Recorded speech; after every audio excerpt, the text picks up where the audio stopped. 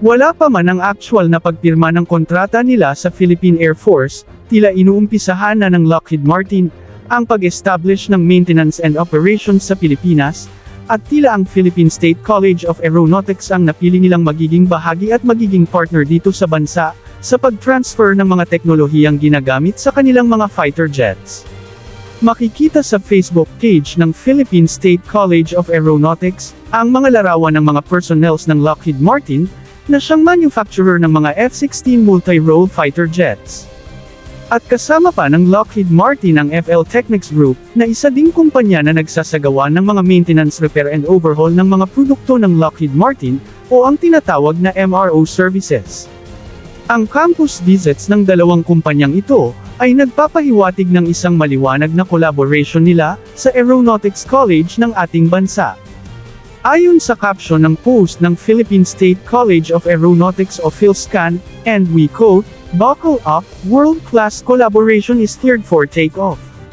Panipituldok. Tila nagpapahiwatig na naisapinal na ang collaboration na ito, kaya alam na natin kung sino ang tatanggap sa pag-transfer of technology ng Lockheed Martin sa kanilang F-16 Block 70 fighter jets, sa oras na masettle na ang usapin ng soft loan ng Pilipinas at Amerika, na ayon sa huling balita ay tinatrabaho na ngayon ng ating Department of National Defense, o baka may naganap na ang pag-uusap, pero hindi lang binalita. Bahagi ng requirements ng Department of National Defense sa mga procurement ng mga kagamitang pandigma, ay ang pagkakaroon ng transfer of technology, upang masigurong masustain ng bansa ang pagpanatili ng kahandaan ng mga kagamitang ito na magserbisyo para sa depensa ng Pilipinas. Bago pa lang sa Pilipinas ang pagkakaroon ng ganito kakomplikado na mga multi-role fighter jets, kaya di rin nakapagtataka kung bakit isang State College Aeronautics School ang karapat-dapat na tatanggap ng mga technical information ng mga fighter jets ng Lockheed Martin, lalo na ang makina nito. Ang State Aeronautics School na ito, ang siyang magpuproduce ng mga engineers na capable na humawak ng mga komplikadong makina ng mga multi-role fighter jets.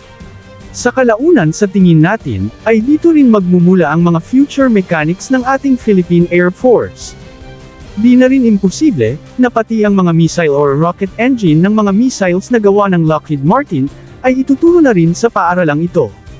Kung magkaganon, ay napakagandang collaboration ito para sa ating bansa, lalo na ang ating self-reliance defense posture, dahil dito magsisimula ang pag-advance ng ating capabilities sa mga research and development sa mga jet engines at mga missile engines.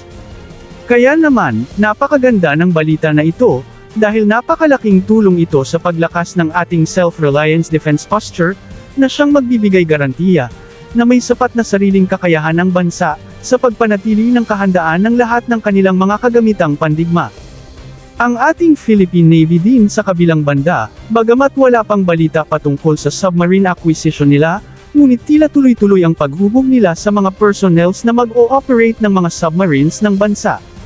Matatandaang noong nakaraang taon ay sinabi ng mga pamunuan ng Department of National Defense, at kahit mismo ng Pangulo na hindi mo na prioridad ang pag-acquire ng mga submarines, dahil nga sa problemang pinansyal, dahil malaki ang halaga na kailangan ng proyektong ito, at hindi kakayanin ng bansa ang maglabas ng ganon kalaking halaga.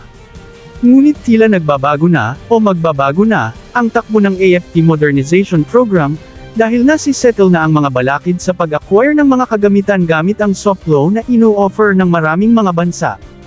Sa soft loan, ay di kailangan ng ating gobyerno na maglabas ng malakihang halaga, bagkus ay uutay-utay itong babayaran ng ating bansa sa mas mahabang panahon, upang magiging mas magaan financially, ang pag-acquire ng mga kagamitan. Ang dating limitado lamang na halaga na maaaring hihiramin ng ating bansa, ay binago na ng mga revised law na ginawa ng ating mga mambabatas, upang maging exempted ang ating armed forces at mga maritime law enforcement agencies sa mga mahigpit na 1997 procurement law na ito.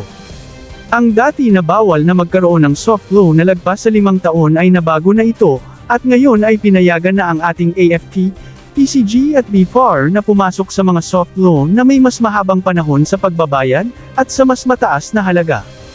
Kaya naman kapansin-pansinan nitong nakaraan lamang, ay ibinunyag na ng ating armed forces, na nagdi-discuss na ang Pilipinas at ang Amerika sa posibilidad na utang, upang ma-acquire ang 20 na F-16 fighter jets.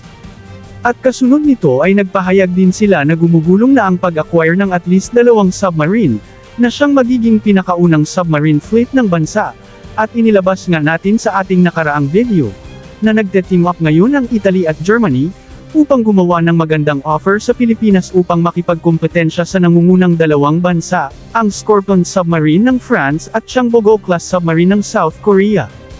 At sa unang pagkakataon nga sa history ng Philippine Navy, ay sumali ito sa isang exercise na tinatawag na Invitex Kurtaran 2025, isang high-level international submarine search and rescue exercise na ginaganap sa Eastern Mediterranean Sea malapit sa Axas Naval Base, Turkey, mula 24 ng Abril hanggang ika-30. Ito marahil ay senyales na may mangyayari na ngang submarine acquisition ng bansa.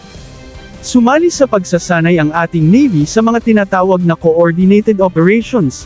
planning and executing live drills upang mapahusay ang interoperability ng ating submarines sa mga submarines ng mga kaalyado. Ito ang pinakaunang mangyayari kapag nagkaroon na ng mga submarines ang bansa, dahil tiyak mangyayari ang mga submarine exercises sa ating mga kaalyado. Nagsasanay din sila sa mga submarine search and rescue exercises na nakipagtulungan sa international communities, na paghahanda sa Pilipinas na tumulong sa mga sakuna na sangkot ang isang submarine. Dito ay natutunan ng ating Navy ang pag-locate at pag-identify sa mga distressed submarine, pati na ang search exercise, o SEARCH, escape exercise, o ESCAPEX, submarine parachute assistance group exercise, o SPEGEX, rescue exercise, o RESCUEX, ventilation exercise, o VENTEX, personnel transfer under pressure exercise, o PODEX, medical exercise, o MEDEX, and medical evacuation, o MEDEVAC. Hindi lang ang mga personnels ng submarine group ang sumama sa hand-on exercise na ito, dahil ang mismong Philippine Fleet Submarine Group Commander Captain Angelito Diaz at Submarine Operations Center Director Lieutenant Commander Benjamin Miguel ay sumama din sa mga hands-on drills at nag-observe sa mga critical submarine search and rescue operations, na nagpapakita na may mataas na naantas ng theoretical knowledge ang ating mga personnels bagamat wala pa ang mga mismong submarines. Ang participation na ito ng Philippine Submarine Group ay nagpapakita na tayo ay ganap na miyembro sa International Submarine Escape and Rescue Liaison Office, o ang tinatawag na ISMERLO, kung saan hinahasa ang ating mga mandaragat sa isang real-world scenario, na makakatulong ng lubos sa pagdevelop ng ating Philippine Navy Submarine Search and Rescue Manual, na isang napaka-importanting hakbang sa pag-advance ng ating submarine warfare capabilities.